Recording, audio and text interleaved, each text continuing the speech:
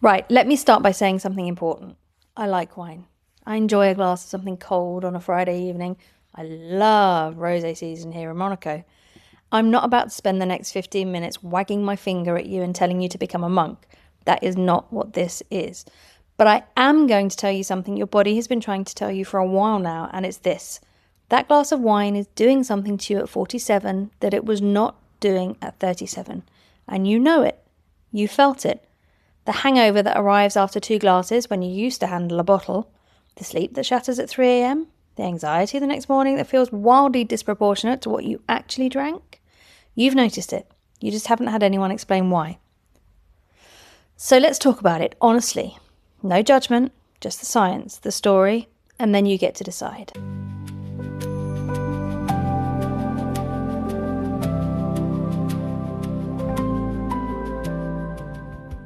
I'm Laura, this is the Riviera Menopause podcast, and today we're having the conversation nobody really wants to have. The alcohol conversation. I want to be really clear about what this episode is and what it isn't. It's not a lecture. It's not a temperance sermon. I'm not going to tell you what to do. What I am going to do is give you the information that nobody gave me about what alcohol actually does to a menopausal body. And then I'm going to respect you enough to let you make your own choice, because you're a grown-ass woman and you can handle the truth. You just need someone to actually tell it to you. So there is some physiology you weren't told about.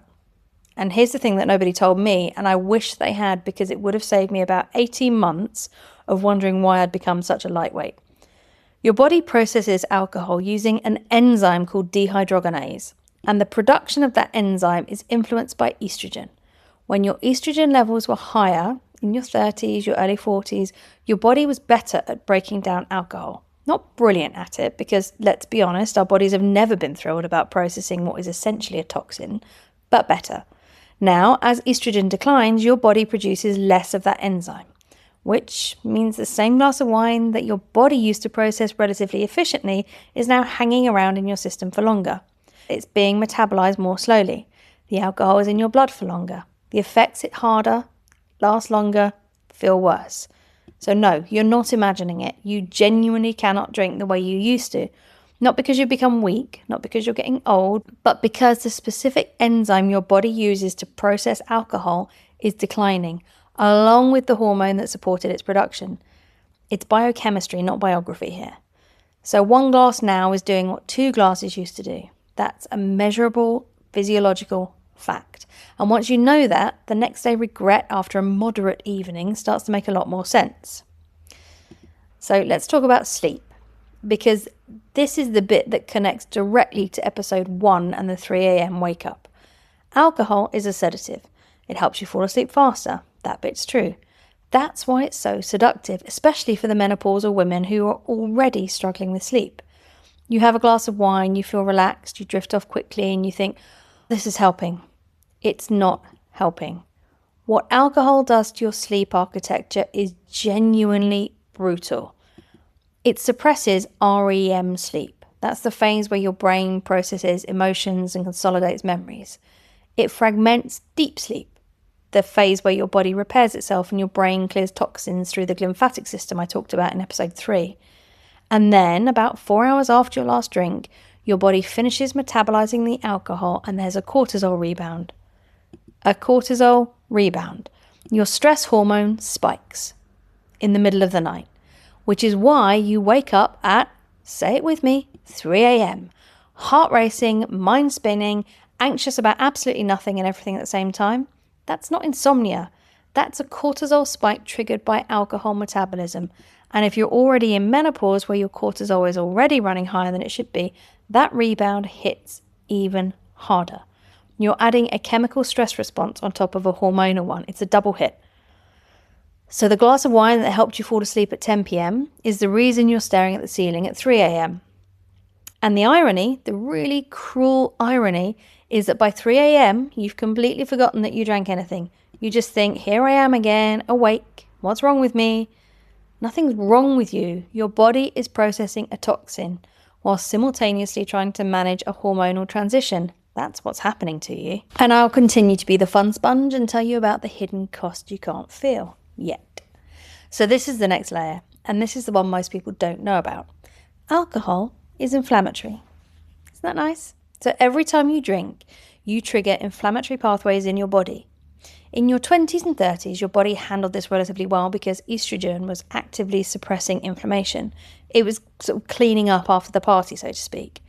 In menopause, estrogen is no longer doing that job.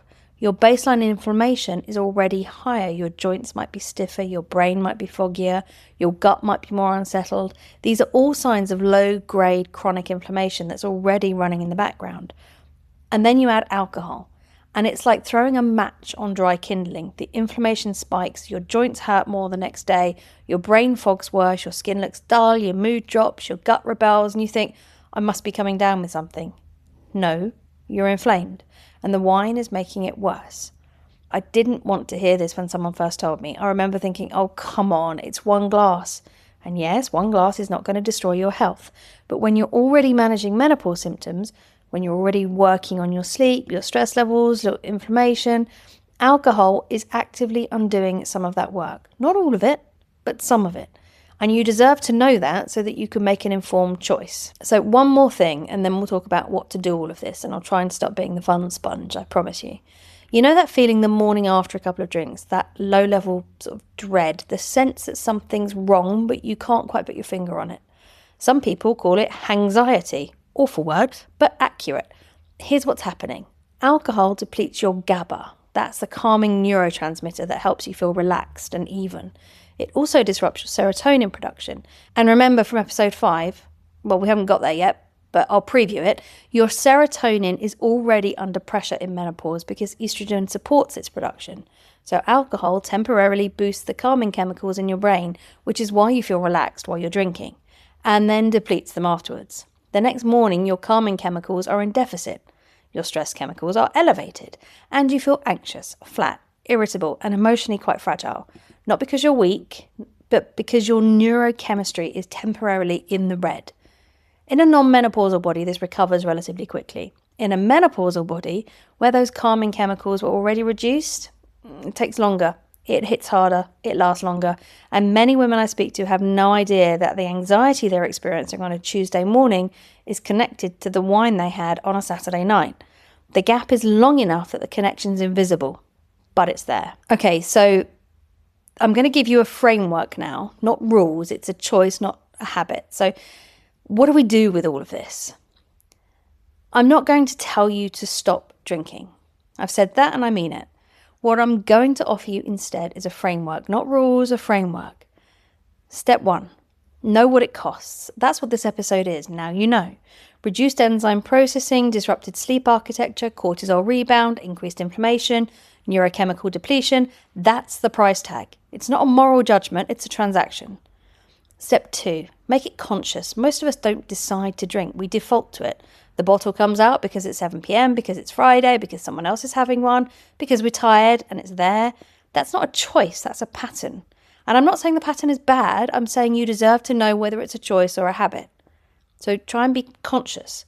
Step 3, when you do drink, drink knowing what you're trading. There will be evenings when a glass of wine with your partner or friends is absolutely the right call. The connection, the pleasure, the enjoyment, that has a value too. I'm not a robot. Life is not a blood sugar graph. Sometimes the wine is worth it. But there will be other evenings when you're reaching for the glass out of habit, out of tiredness, out of emotional reflex. And on those evenings, the trade isn't worth it. You're trading tomorrow's sleep, tomorrow's clarity, tomorrow's mood for a glass you didn't even particularly want. So here's what I do now. And it took me a while to get here, so no judgment if you're not there yet.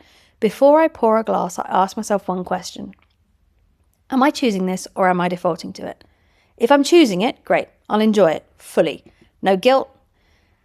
If I'm defaulting, I pause. And I usually, not always, but usually make a different choice. Not always.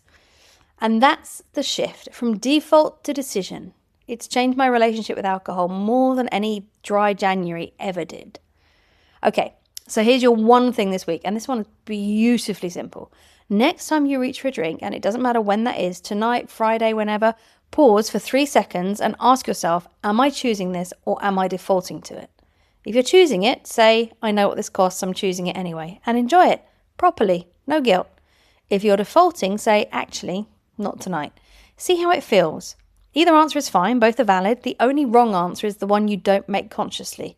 That's the shift from drinking on autopilot to drinking on purpose. Now, I know this is a loaded topic. I know some of you are listening thinking, I already know I drink too much and I don't need a podcast to tell me. And I hear that. This isn't about shame. There's already far too much shame directed at women about what they eat, what they drink, and how much they weigh, how they cope. I'm not adding to that. What I am doing is giving you information because you're a smart woman and you deserve to make informed decisions about your own body. Especially right now, when your body's going through something significant and the things that used to work don't work anymore.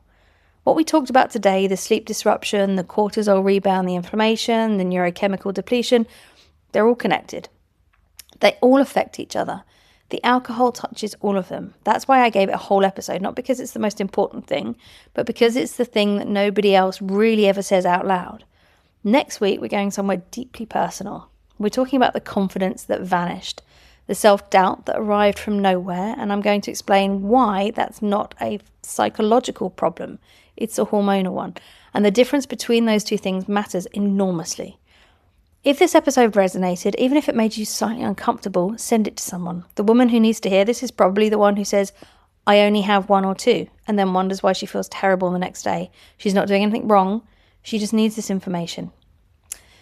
I'm Laura, and this is the Riviera Menopause. I'm not anti-wine. I'm pro-knowing what it costs.